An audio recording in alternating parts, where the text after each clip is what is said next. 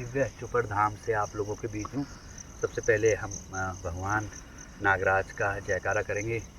बोलिए नागराज भगवान की जय। दिव्य चुपर धाम की जय। पूज्य गुरुदेव गौ गंगा कृपा कांक्षी गुरुदेव महाराज की जय। जय। दिव्य धेनु मानस सदग्रंथ की जय। जय। गौ माता की जय।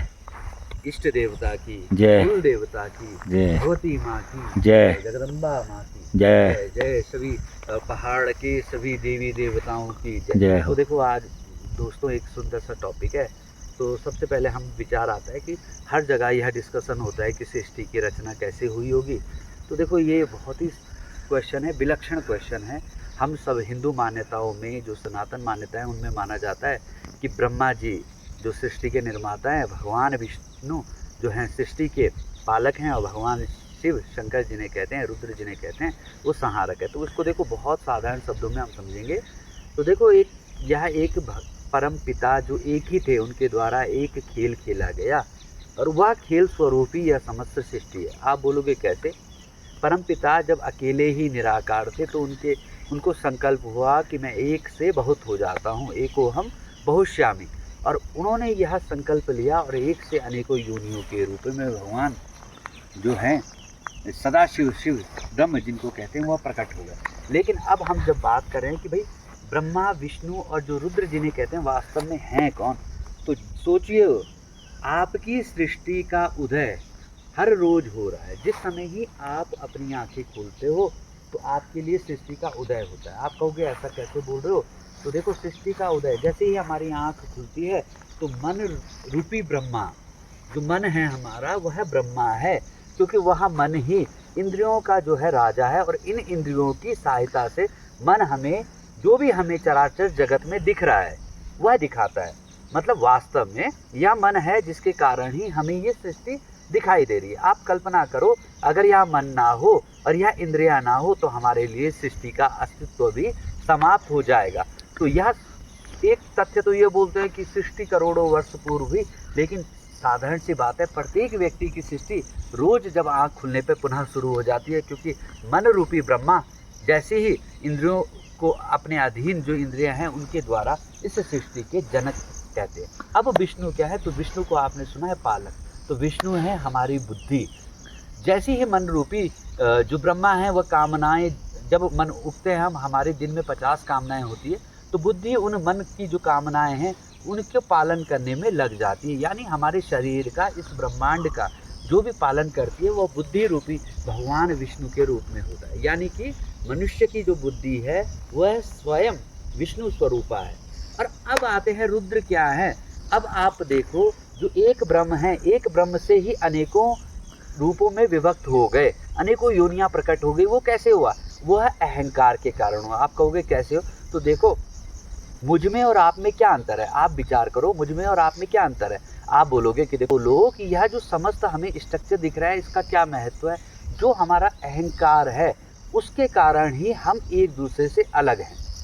और वह अहंकार ही जब विलय हो जाएगा, वह अहंकार ही जब विलय हो जाएगा तो व्यक्ति अपने आत्म स्वरूप का बोध कर देगा, जिसको कहते हैं आत्मज्ञान। वह उस अहंकार का विलय हो जाने पर ही इस सृष्टि का, इस भौतिक सृष्टि का, और यह भौतिक सृष्टि हमारी नष्ट हो जाएगी और हम जो जिसे कहते हैं आत्मज्ञान हम प्राप्त कर लेंगे। तो जो मन रूपी ब्रह्मा है और जो बुद्धि रूपी विष्णु है, और जो हम जब हमारा अहंकार नष्ट हो जाएगा तो तब हमें शिव तत्व की जो प्राप्ति होगी वही शिव तत्व। शिव तत्व मतलब मोक्ष, जिसको हम जब हमारा अहंकार समाप्त हो जाएगा। और जैसे ही हमें हमारा अहंकार समाप्त हो जाएगा आप में और मुझ में कोई अंतर नहीं रहेगा। समस्त ब्रह्मांड को व्यक्ति फिर अपने ही समान समझेगा, क्योंकि वह जो अहंकार है, आप समझो ना कि जो आप किसी को भी देखो उसमें और आप में केवल एक ही विभिन्नता है, वह अहंकार की है। और वह अहंकार उसको समाप्त कर देने पर ही हम आत्मज्ञान को प्राप्त कर जाते हैं। ऐसी बहुत ही कथाएं उपनिषद में आती है। आपने यक्ष की कथा भी सुनी कि जब देवताओं को बहुत ज़्यादा अभिमान हो गया तो यक्ष रूप में ब्रह्म आए सामने। तो इंद्रदेव को लगा कि ये कौन आ गए, तो इंद्रदेव ने पहले वायुदेव को भेजा। ये कथा मैंने सुनाई है। वायुदेव के सामने जब यक्ष के सामने गए तो यक्ष ने कहा कि आप तो भाई देवता दानवों का आपने संहार किया, लेकिन इस पत्ते को एक पत्ता यूँ दिया कि इसको आप उड़ा दीजिए। वायुदेव ने कहा क्या मजाक उड़ाते हो, क्या मजाक करते हो, मैं वायुदेव से जो संपूर्ण ब्रह्मांड में वायु का संचार कर रहा है उसको एक पत्ता हिलाने को दे रहे हो, मूर्ख हो। और पूरी कोशिश करने पर भी वायुदेव उस पत्ते को उड़ा ना पाए। फिर जो हमारे अग्निदेव को इंद्रदेव ने भेजा और अग्निदेव ने कहा कि क्या तुम अपना परिचय दो यक्ष को। तो यक्ष ने कहा कि मेरा परिचय तो क्या ही लोगे, आप तो सर्वज्ञाता है, ये बताओ ये कण है, इसको क्या आप जला सकते हो। तो अग्निदेव ने कहा जो संपूर्ण ब्रह्मांड को एक पल में जो मैं राख कर दूं, उस अग्निदेव की तुम ऐसा बोलते हो। और लेकिन अग्निदेव ने पूर्ण प्रयास कर लिया, लेकिन उस कण को वो जला ना पाए। बहुत ही लज्जित हुए, इंद्र के समक्ष आ गए, कहा मैं उनका परिचय प्राप्त नहीं कर पाया। अब इंद्र जी जब स्वयं जा रहे हैं तो वहाँ पे यक्ष गायब हो गए, उमा देवी प्रकट हुई।